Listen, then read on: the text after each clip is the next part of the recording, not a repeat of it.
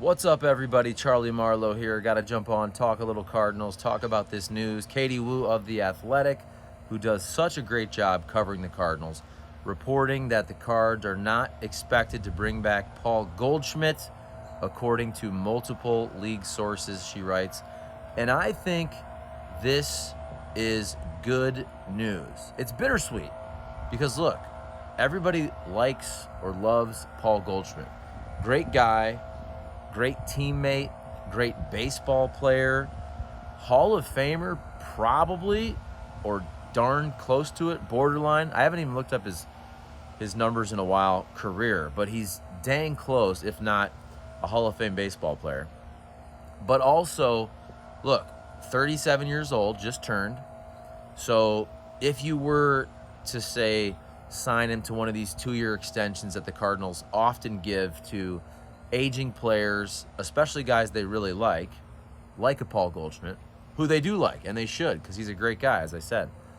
So basically, you'd be getting Paul Goldschmidt for his age, 37 and 38 seasons, and he would turn 39 at the end of that second year if you were to give him a contract extension. I think this is the way the Cardinals need to start doing business. Look, Paul Goldschmidt, he may go somewhere else for the next couple of years. He might be really good next year even.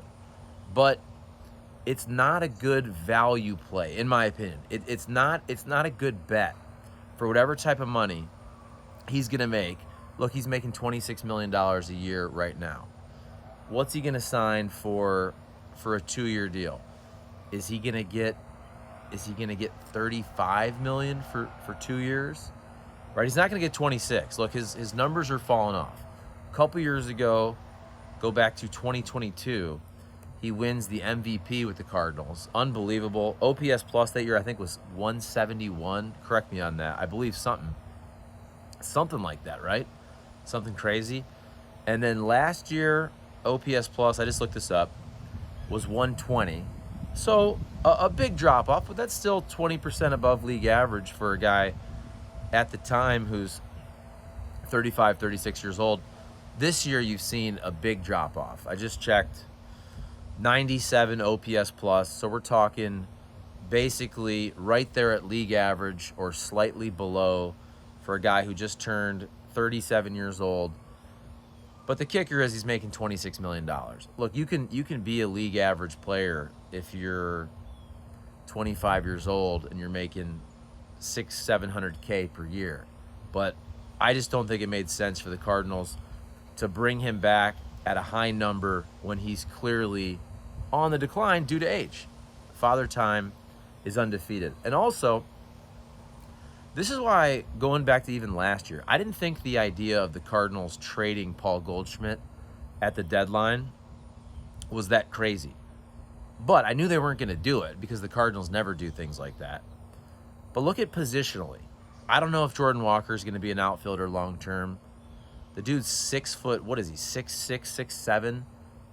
Probably eventually could walk around at 270, whatever it is, and carry that weight well. Is he going to be a right fielder for his career?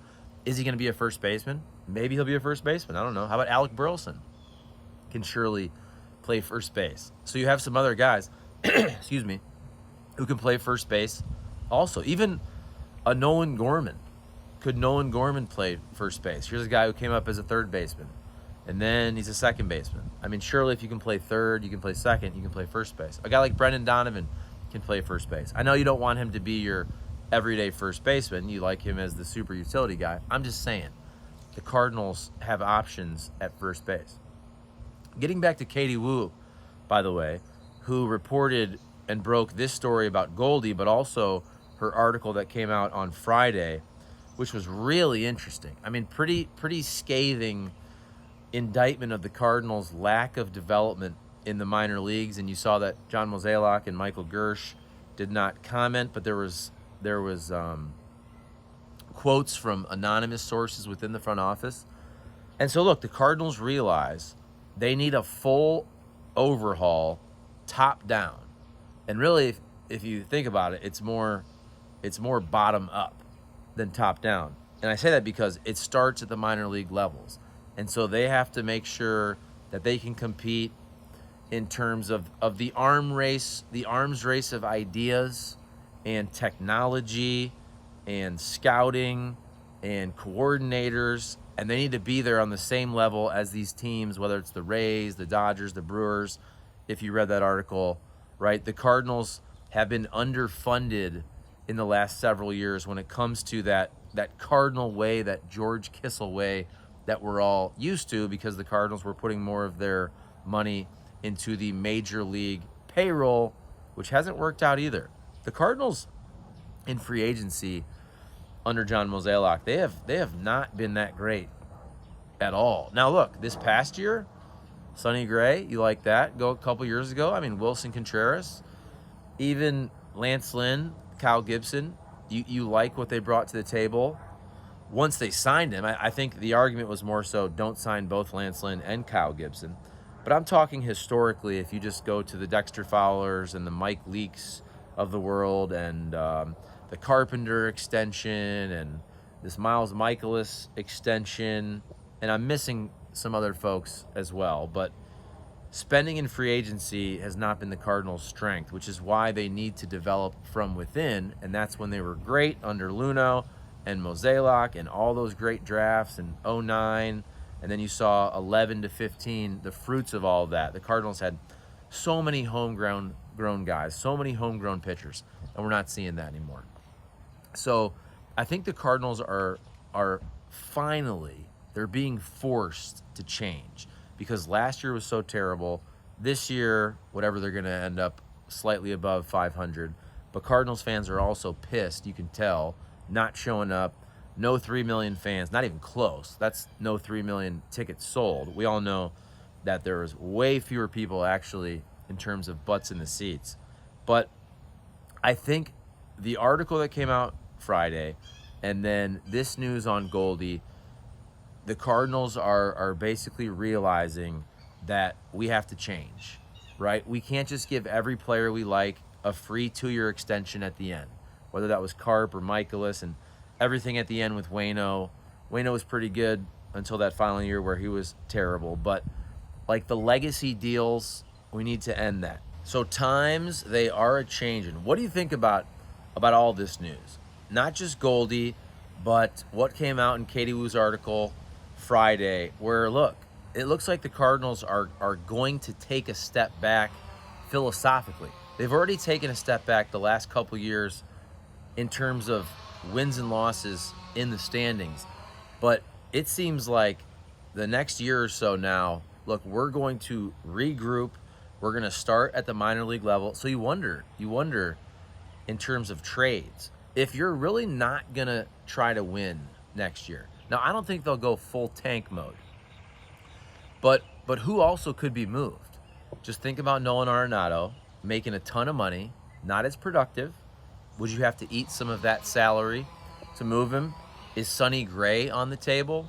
I mean, do you want to just strip it down and be bad next year? I really don't think that's the Cardinals' MO.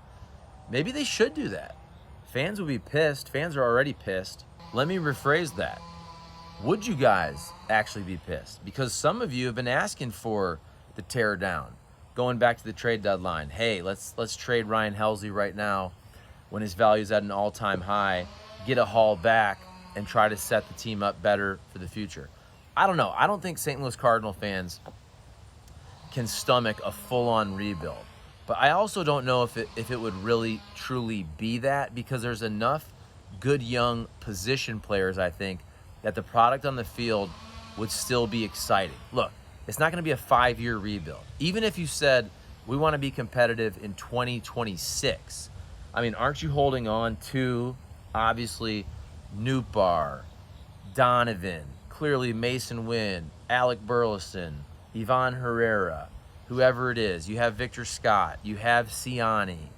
You have Jordan Walker, hopefully coming back and being good. You hope something happens with Nolan Gorman. All these guys are pretty young. All these guys are relatively inexpensive. It's the pitching where you probably just got to say, okay, we're moving on from as many guys as we can. But look, Sonny Gray under contract, Miles Michaelis under contract, Steven Matz under contract. Eric Fetty under contract. You like Andre Palante, what he did. I don't know, though. The first 4 guys I just mentioned, that's a lot of aging, starting pitching that's making a lot of money. So do you try to move any of those guys or eat some salary to get them off the books if you're going to do this kind of full-on youth movement, whatever it is? I don't know. It's fascinating. This is going to be a fascinating offseason for the Cardinals. All right, I'll shut up. My daughter's up there knocking on the door. And we'll talk about this. Look, season ends here. I'm doing this during the game. So we'll do the whole season in review coming up in this next week or so. Enjoy your Sunday, everybody. Have a great rest of your weekend and have a great week. We'll see. Oh, yeah, hey, I forgot to mention, though. Support our sponsors, of course, right? Triad Bank, St. Louis Lawn Care, St. Louis Equipment, Corner Butcher and Chop House, okay? Triad Bank, triadbanking.com. Been going there for about 5 years. They've been a sponsor for about 4 years. Best decision I ever made for my rental property business. Bringing all my commercial loans from a big national bank that doesn't care about me to a local bank that does. It's Triad Bank. They're in Frontenac. There's also location in Creve Coeur. You can go retail banking there as well. Triad Bank, they do it all. Triadbanking.com. All right, guys, we'll see ya.